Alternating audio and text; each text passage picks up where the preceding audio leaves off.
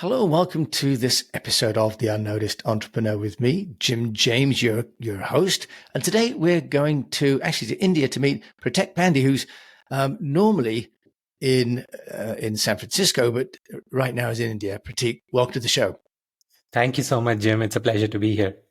Well, Prateek, it's a pleasure to have you here because you have built multiple businesses since the age of 19, I think you're saying, as an entrepreneur. But we're also going to talk today about how you managed to take a business, Appknox, which was really on its last throes, and with a very brave publicity campaign that could have either ended or made the business. You took the risk and you went out and you took a risk and it paid off, and now that business is really successful.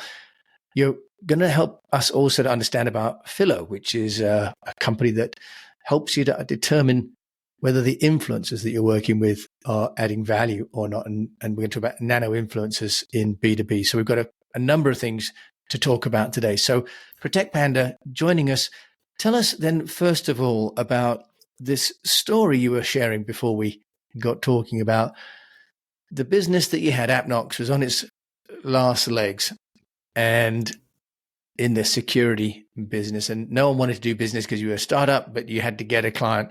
How did you solve that problem?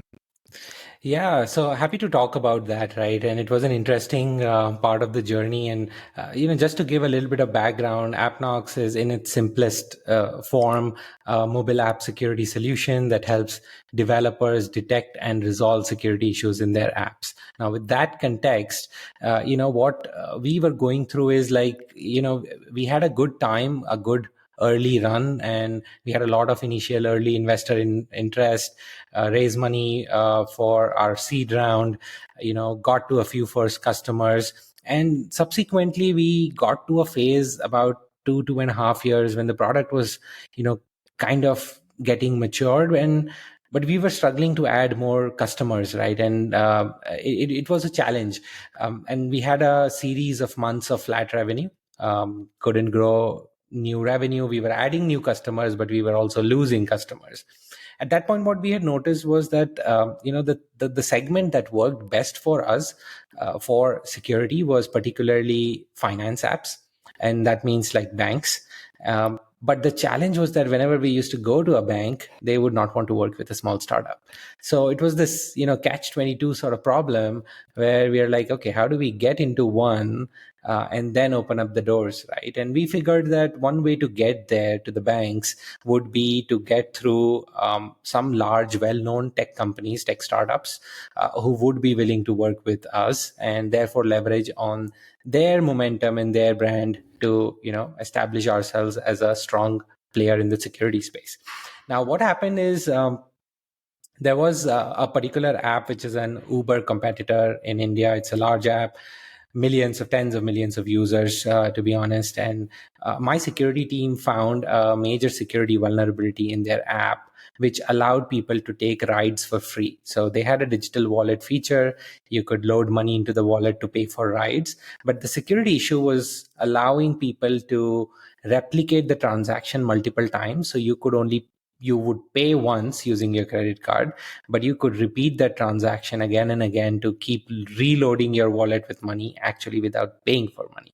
So my team was very excited. They were like, hey, we can all take free rides as much as we want. And I'm like, okay, we have a bigger purpose here. We don't worry about free cab rides right now. So we started reaching out to this company, right from the CEO to, product folks, CTO, and so on, right? And we really struggled to get responses. We kept getting thrown from one team to another and from one person to another, like, hey, this person takes care of it, go talk to him, whatever, right? And that went on for a few months. Like 4 months in, we are still there, not able to have a conversation. And at some point we decided that, hey, let's go ahead and do a blog post about this.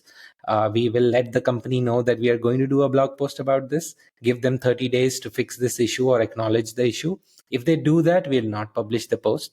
If they don't, we'll go ahead and publish the post. So we try to give them as much heads up, and kept getting ignored, and not actually ignored. They would respond back to our emails saying that, hey, this is not like priority for us. It's not a real issue.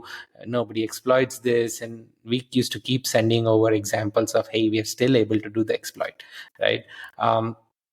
So at some point, this was a scary moment for me, particularly because I was, the co-founder, but also leading marketing, and we were going to throw ourselves out there and make this big claim. Of course, we had all the data and examples to back it up, but it could have really gone either way. Like I was prepared that either it's going to give us a lot of visibility or bury us in a series of lawsuits, right? And I remember the next morning we were going to publish this blog post, and the previous night I had given my investors a call, and I was like, hey, I'm worried about how this is going to go.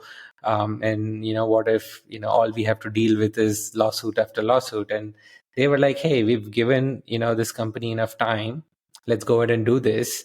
Let's try it out, and if you guys need legal help in the future, we'll figure out a way to help you out. So I think I was in my mid-20s at that point, and I don't think I had built enough confidence for myself as a leader back then as well, right, to be honest.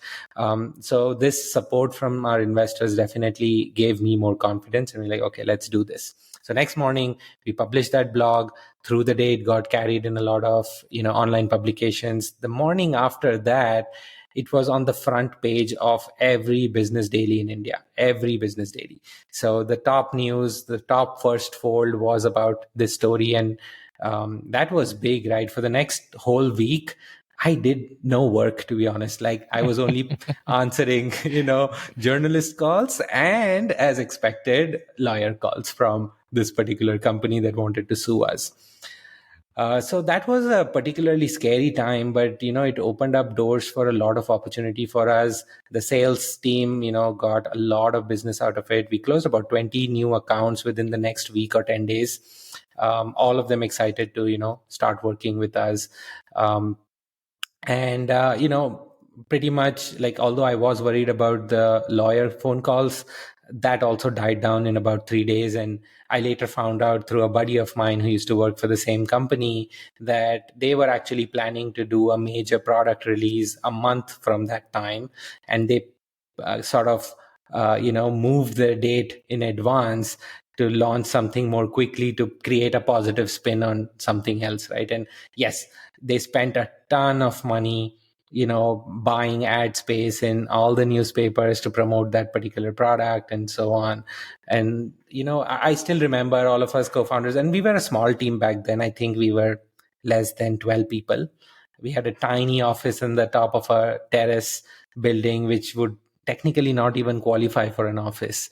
And we used to work out of that space, and we sat down there, trying to think, like, imagine the amount of money these guys spent in this whole PR thing to cover up for all the bad press that they got because of our article. They could have just been more open about, yes, there is a security issue. We'll resolve it. Thanks for letting us know. But anyway, so that basically put us on the front page of business in India, Southeast Asia, and that kept the phone ringing for a fair amount of time. And it got us pretty much back out of the dead. So, Prateek, yeah. That's very brave, because, I used to show clients in my PR firm, I'd show clients the coverage they were not getting and the things they were missing and the holes in their social media strategy.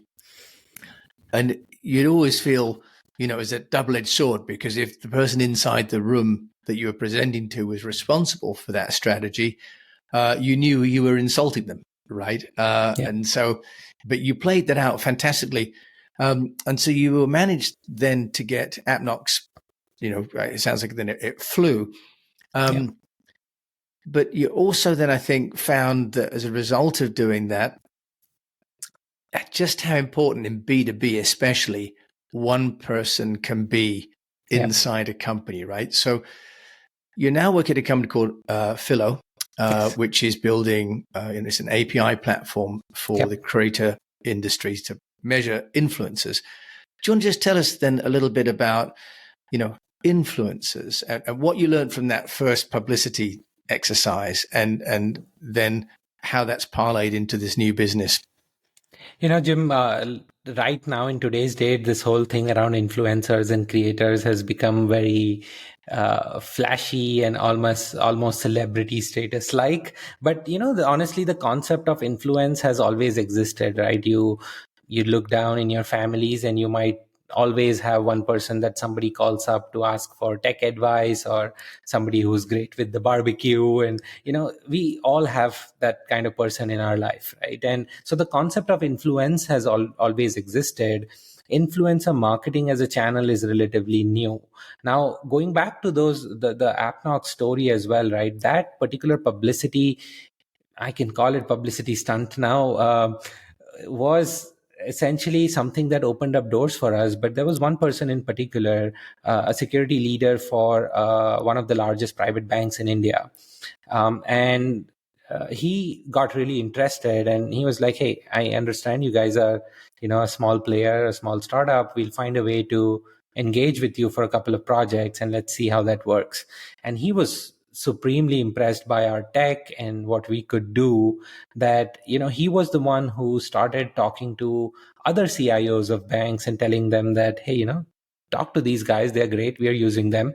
And that's where the whole concept of influence also started making sense for us, because it also opened up doors to something called as the National Payments Corporation of India, which was basically a regulatory body defining certain rules around payments interfaces and new payments interfaces. And then they mandated that every company that launches an app conforming to this new payment interface needs to go through Appknox for a security audit, and they will cover the expense for it. The banks don't have to pay, or the app builders don't have to pay. So it sort of gave everybody a easy way to experience Appknox, and that opened up even doors further, right? So essentially one action led to so many, and then one person and their influence sort of opened up so many more doors for us, right? We could have pretty much been a dead business by then, right? And that's what we are trying to extrapolate at Philo as well. And I think every business owner has had some of these experience. We just don't realize that what's happening behind the scenes, right? So at Philo, what we are essentially trying to do is establish influencer marketing and the creator economy as a legit industry. And at the same time, it's there is a ton of data in this space. And a lot of brands, at least in the recent past, big ones like the Coca-Colas and the Chanels and of the world, have used influencers, and more importantly celebrity influencers, to propagate their brand. Now, what we are trying to say is that you could also focus more on the ROI part. And I personally think that as a marketer, influencer marketing is going to become part of the performance marketing piece pretty soon, because it has all the elements to be a ROI driven channel. And what we are doing with Philo is providing these APIs to companies who are building influencer marketing tools, who are building creator economy tools, to really leverage all this data that is there on social platforms for influencers, and therefore focus more on ROI, return, success, and explore this as a legit channel for growth. When you say influencer marketing, and we used to call them evangelists, right? Often in the software early days, we called them a product evangelist, for example. When you say now there can be an ROI attached to an influencer, especially in the B2B space, where it's not about fashion, it's about trust, and it's about longevity and integration.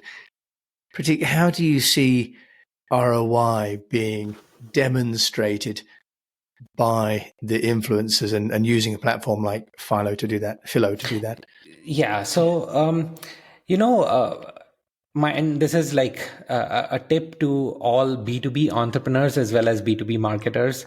The competition is pretty low on the influencer channel as far as B2B products is concerned, because people are still figuring out the way to do it. Or a lot of people still think that it's a very B2C sort of channel, right? Because like you said, it's not a fashion product, it's not a beauty product, it's not somebody that you can just quickly send some product samples to and they will show it around. It's tougher, right, in the B2B space. But that also makes it a more collaborative effort, which means even the influencer is trying to put in more effort to go try your product, experience it, and therefore talk about it in a better way, right? And going back to your question, it's essentially one of those examples where it's a fairly less leveraged channel in today's date, and therefore gives you an opportunity to lead from the front. And with products like Philo now in existence, which really enable you to track things more effectively, tracking that ROI part becomes relatively easier, right? A few years ago, that was just not possible because you couldn't trace that path unless it's a very pure play. You put a tracking URL, give a link to a Shopify store or a product, and therefore are able to track it. But the thing with influence is, right, and this is a big challenge in the marketing space even today, and that is the challenge of attribution, right? We recently did a big campaign for Philo, and we worked with a TikTok influencer who made this post about our platform, and he was amazed by what we were building. And his audience is largely other marketers who were also pretty excited. Now, we didn't put any sort of tracking URLs on that promotion. People saw the video, came onto the website, saw signed up. We got more than 100 signups in a matter of days, and a lot of them becoming paid customers subsequently, right? Now, if you go to the attribution data for that, it's going to show up as direct traffic or something, right? Because we didn't really provide a link on that post. But as marketers, we need to go figure out these methods of measurement also, and that's what also we are trying to do on the Philo side, right? So you might collaborate with influencers where there are clear tracking links, but there might be times when you're not providing tracking URLs for whatever reason, and it can still you can still attribute that growth to this particular effort, right? So I think all in all, that enables us to drive more ROI out of this channel. So just to be clear, with Philo, you can either as an influencer build, if you like, an API that enables you to demonstrate your value to a brand, right? And also, if you're a company that wants to employ an influencer, you could be building the API and tracking. I guess you could have multiple influencers, right? All within your dashboard to see how your army of influencers are working out for you with their either their videos or their podcast performances and so on. Is that right, Prateek? So actually you're solving problems at both sides of the equation, exactly. The buyer and the seller.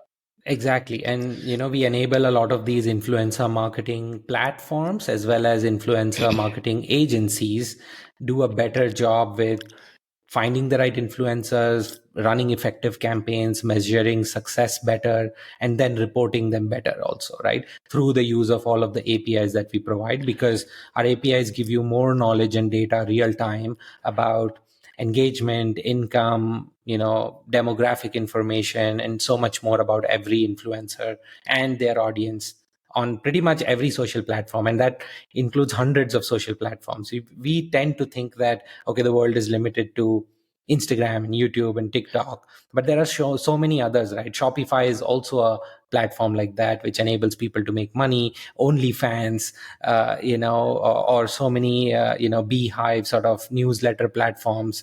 All of the podcasts, right? So Spotify, if you're running a podcast on Spotify and you're monetizing that, you're still a creator, you're still an influencer. But there are so many platforms that we try to cover and therefore get all the data together. I think that is so liberating. Actually, you're going to help creators and influencers to monetize their value, right? And you're going to help all those people that are looking to hire influencers to have the accountability, right? Which had been really missing. Especially there are so many stories of influencers just charging wild amounts of money, and they're not actually delivering. So that's fantastic, Prateek. And so, Prateek, we'll put a link to Philo in the show notes, of course, as well. And I guess coupled with a platform like Analytica, where there's kind of a marketplace of influencers, you're really solving the complete problem for both B2B and B2C influencers. Prateek, you've had, an illustrious career. You started, Appknox. I love that story, by the way, of really taking a risk and calling out a flaw and prompting the market to move, and what you do with Philo as well. Is there something that you've experienced or tried from a marketing perspective that you wouldn't recommend, that, really hasn't worked out quite as you'd like? I mean, so many things, Jim. I mean, as a marketer, I think the honest thing that I can tell you is you might think something works today and the same thing doesn't work tomorrow. So, what the advice I would give at least is there are a lot of things that work and don't work, but it's mostly on the timing part of it, as well as whether you really know whether that's a good channel for you or not, right? And I'll give you an example. I've spent more than a decade running paid ads on all sorts of platforms, right? Whether it's LinkedIn, Instagram, Facebook, YouTube, Google search, all of them, right? I've run, spent millions over the years running ads across all of these platforms. Now, the thing is that, we've learned early on in my startup day as well, that in the first year or two, our ads were just not performing for us. And there's a reason for that. It's not that the ads are not a great way for you to acquire customers, but the challenge at that point was that we didn't really have a trustworthy brand established at that point. And you have to understand that buyers have evolved as well, and everybody does their own research. And especially in today's date, people have all sorts of ad blockers on and so many other things as well, right? So the efficiency or the viability of performance or paid marketing ads has really dwindled over time. And that doesn't mean that it's a bad channel. You just have to know that, okay, it doesn't work for me right now. I'm going to focus on something else and come back to it when we have a better brand and things like that, right? So as we acquired more known logos on the website, we got a bunch of G2 crowd batches, and all that built trust and faith, right? And now putting that onto your ads immediately builds that trust factor, and therefore people want to now interact with that ad. It makes sense. Okay, this company looks interesting and it's not going to scam me out of money or whatever, and therefore I'll go spend time with them. So there are numerous such experiments that we've run. Something works, something doesn't. You just have to, take that as a learning, and always I would suggest revisit it. Never make like a channel, not worthy of your time at all. Like it might not work today, but it might be something to visit in 6 months' time or 12 months' time or more. I love that idea that you're experimenting rather than trying and failing, and there's this book called Think Again by Adam Grant that I just finished. He really talks about trying to think like a scientist, that you tried something, analyze the data, and pick apart the data rather than just wholesale say, yes, that worked, it didn't. So that's great that you go back into Google Ads, but when the product and the company is more mature, and then the same platform is productive for you, Prateek, that's fantastic. Yep. Prateek Panda, you're on here as the one of the founders of Appknox. Now you're the vice president of marketing at Philo. You've had, I think, multiple businesses started and exits, and I'm sure you're going to have more in the future. If there was one piece of advice that you'd give my fellow unnoticed entrepreneurs on getting noticed, what would that be? That's an interesting one. I think, one of the things that basically stops us the most as entrepreneurs is just us reluctant to put ourselves out there. It is very comforting to stay within the four walls of your house, sitting in front of your machine or within the cozy atmosphere of your office and continuing to just go build without putting yourself out there. And, you can still be in that environment, but you really have to put yourself out there. And a great example is even this podcast, right? Like, I started being more active, putting out content on LinkedIn around product marketing, around influencer marketing, things that I'm learning myself, but things that I have, gotten better at over time, right? I'm purely trying to, share my learnings and experiences with others. And that got both of us, I think, interacted on some post together, and then we got connected, and you helped me get connected to some other folks as well. And so that's how it happens right now. Imagine if I would never even put myself out there, right? It's not going to move the needle. So the simplest way, and it doesn't take much effort, we might feel very conscious about doing it, but the simplest way, I think, to get noticed as an entrepreneur is to do just that. Put yourself out there and you will get noticed. You might feel demotivated at first, but just keep doing it. People will start noticing you. Prateek Panda, I love that. Essentially, that's a very positive, humanistic approach and a low tech one, right? It's not about using AI. It's about being yourself. Yeah. And I reached out to you because I love what you were posting on LinkedIn, and you kindly agreed to come on the show. If people would like to find out more about you, Prateek Panda, where can they do that? LinkedIn is, the best way. I think I would appreciate, Jim, if you drop a link to my LinkedIn profile and people can reach out. I think my contact details are in there as well.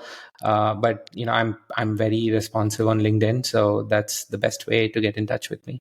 We'll definitely do that. Prateek Panda, thank you so much for joining me. I know that you're in a sort of temporary location in India, normally back in the US. So thank you for taking the time while you're off-site to join me today on the Unnoticed Entrepreneur Show.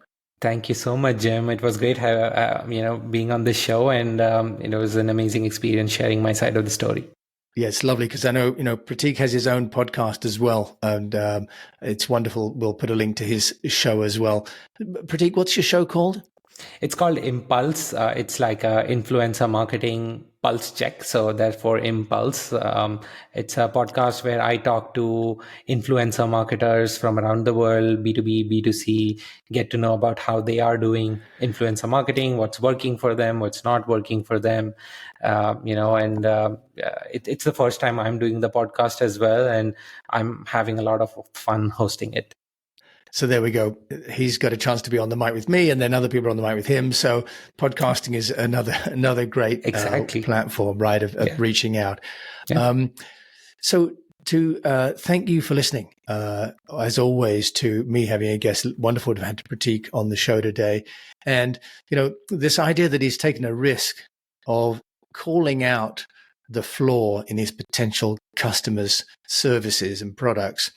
It took a lot of courage and ultimately yielded a great benefit. So maybe that's a strategy for you, but do as he did, think about the due diligence in advance and make sure that the customer doesn't feel as though they're being held hostage.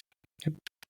So thanks for listening to this episode of The Unnoticed Entrepreneur. If you've enjoyed it, please do share it, follow the show. And if you can leave a review, that would be fantastic on whatever player it is that you've got. And until we meet again, I just encourage you to keep on communicating. Thanks for listening.